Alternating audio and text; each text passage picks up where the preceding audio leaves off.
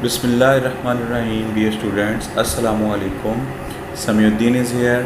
I'm good and hope you will also be fine. Our today's topic is reforming.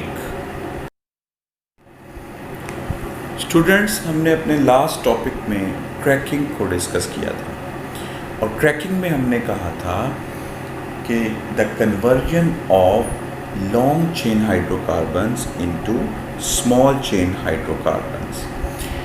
अब cracking हमने कर ली, cracking के बाद हमें स्मॉल चेन हाइड्रोकार्बन्स मिल गए। अब उसके बाद स्मॉल चेन हाइड्रोकार्बन्स में हम मज़ीद उनको अच्छा फ्यूल बनाने के लिए उनमें मज़ीद हम प्रोसेसिंग से उसको गुजारते हैं और जो फर्दर प्रोसेसिंग है उसे बेटे हम कहते हैं रीफॉर्मिंग।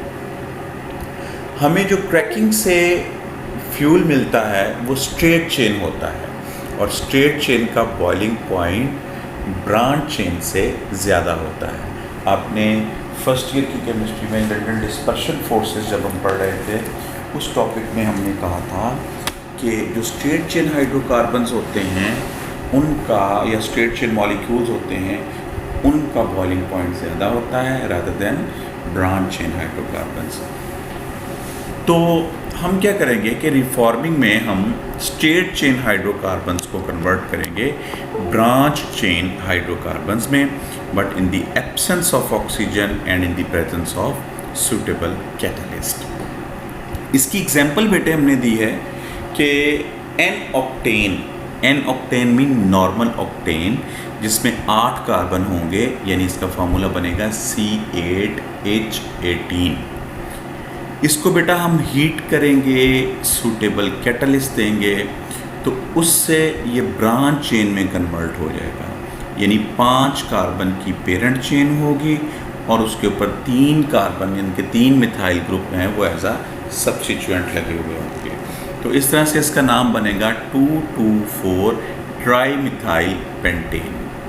तो what is reforming? So reforming is conversion of straight chain hydrocarbons into branch chain hydrocarbons in the presence of catalyst in the absence of oxygen. और नीचे इसकी बेटे एग्जांपल दे दी गई है। नेक्स्ट है बेटे हमारे पास के नीड फॉर रिफॉर्मिंग। हमें रिफॉर्मिंग की ज़रूरत क्यों पेश आई? क्रैक गैसोलीन जो था उसमें हमने फर्दर रिफॉर्मिंग क्यों की? तो बेटे इसमें यह है कि फ्रैक्शनल डिस्टिलेशन से जो गैसोलीन हमें मिलता है वो लो क्वालिटी का होता है।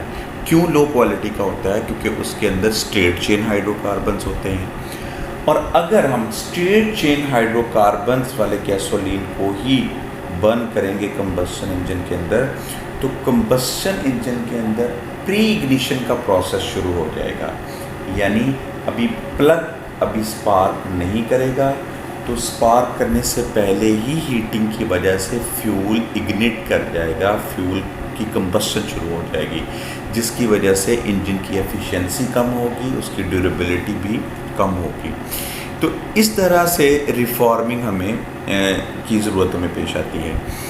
अब जब प्री इग्निशन का प्रोसेस शुरू होता है तो उसकी वजह से जैसे प्लग ने स्पार्क किया तो उसकी वजह से इग्निशन होगी और एक प्री इग्निशन होगी, यानी कि प्लग के स्पार्क करने से पहले ही फ्यूल ने इग्निट करना शुरू कर दिया हीटिंग की वजह से। तो जब दोनों ही थोड़े से फ्रैक्शन ऑफ सेकंड के वक्फे से जब दोनों ही फ्यूल को कंबस्शन करेंगे तो उससे एक शार्प मेटेलिक साउंड पैदा होगी इंजन के अंदर, जिसे बेटे हम कहेंगे नॉकिंग कहेंगे। अब ये नॉकिंग बहुत ज़्यादा रिड्यूस कर देती है एफिशिएंसी ऑफ फ्यूल को या efficiency of the combustion engine को।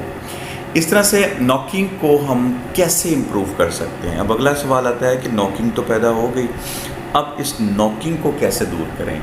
कौन से ऐसे प्रोसेसेस हैं कि हम नॉकिंग को रिमूव करते हैं?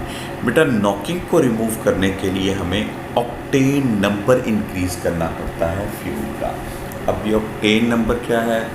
पहले तो हम ये देखते हैं कि ऑक्टेन नंबर जितना ज़्यादा होगा उतना ही फ्यूल अच्छा होगा, उतना ही फ्यूल एफिशिएंट होगा और जितना ये कम होगा ऑक्टेन नंबर जितना कम होगा उतना ही फ्यूल जो है वो लेस एफिशिएंट होगा।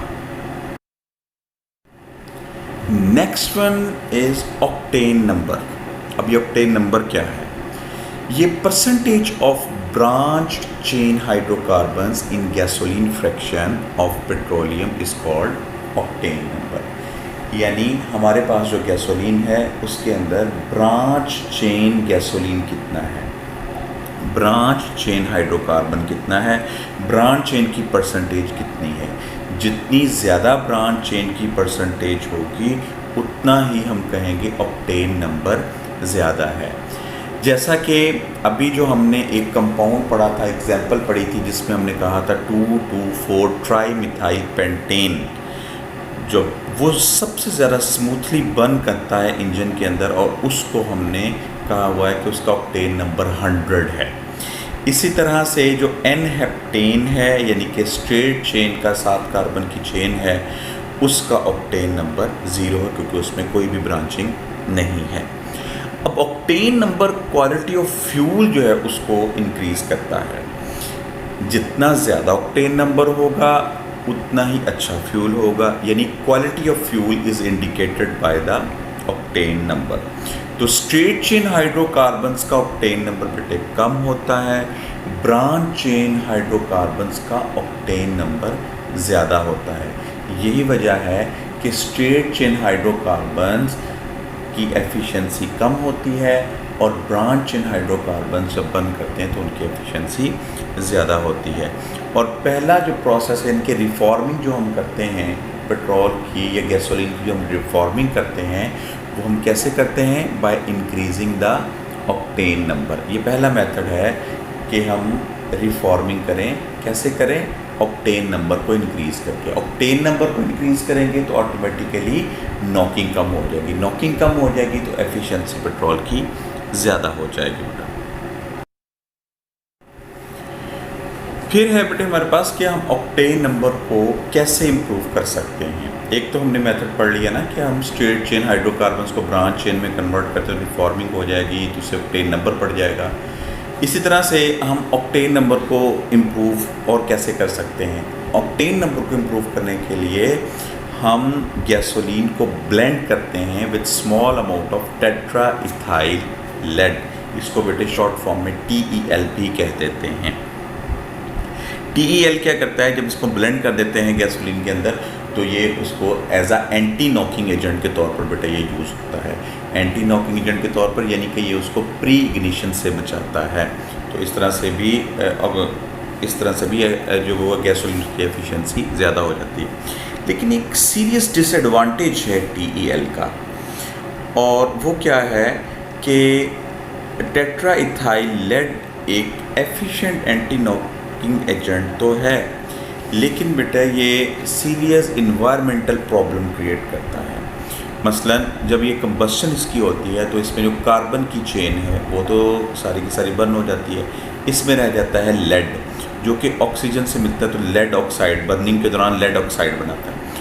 अब ये जो लेड ऑक्साइड है जब ये इन्वायरमेंट में आता है तो ये रिड्यूस हो जाता है और मेटेलिक लेड बना देता है, यानी कि लेड के छोटे छोटे ज़र्रात बना देता है जो कि इन्वायरमेंट में जाते हैं। अब ये जो छोटे छोटे ज़र्रात हैं लेड के, ये एयर पोल्यूशन काज करते हैं और इनके और भी बहुत सारे नुकसान हैं। लेड भी एक कैंसर काजिंग भी है और ये ब्लाइंडनेस भी जो पैदा करता है, और मेंटल रिटार्डेशन छोटे बच्चों में जो इन्फेंट होते हैं उनके अंदर ये मेंटल रिटार्डेशन का भी बायस बनता है। तो इस तरह से हमारे यहाँ पर तो TEL यूज़ किया जाता है जो थर्ड वर्ल्ड कंट्रीज़ हैं। USA वगैरह में TEL यानी टेट्राइथाइल लेड को यूज़ नहीं किया जाता और इसको तकरीबन 1995 से ही इसके ऊपर पाबंदी है, बैन है ये। और फिर वो क्या यूज़ करते हैं as an anti knocking agent? वो यूज़ करते हैं मिथाइल टर्शी ब्यूटाइल ईथर, उसको MTBE कहते हैं। तो वो यूज़ करते हैं। टेट्राइथाइल लेड जो है वो यूरोपियन कंट्रीज़ में भी और USA वगैरह में भी ये बैन है। एक्सपेक्टेड शॉर्ट क्वेश्चंस हैं जो बेटे इस टॉपिक के रिलेटेड उनमें what is reforming, why is it carried out. तो बेटे इसमें आप रिफॉर्मिंग की डेफिनेशन कर देंगे, उसकी जो एग्जांपल है वो लिख देंगे, और उसमें लिख देंगे कि जो हमें गैसोलीन से गैसोलीन मिलती है क्रैकिंग के बाद, जो हमें गैसोलीन मिलती है वो स्ट्रेट चेन होती है, और स्ट्रेट चेन हाइड्रोकार्बन्स की एफिशिएंसी ब्रांच चेन से कम होती है, और वैसे भी स्ट्रेट चेन हाइड्रोकार्बन्स की में नॉकिंग होती है, इस वजह से हम रिफॉर्मिंग करते हैं। दूसरा क्वेश्चन बनता है what is meant by knocking. तो आप लिखेंगे sharp metallic sound produce in the internal combustion engine due to the pre ignition of the fuel is called knocking.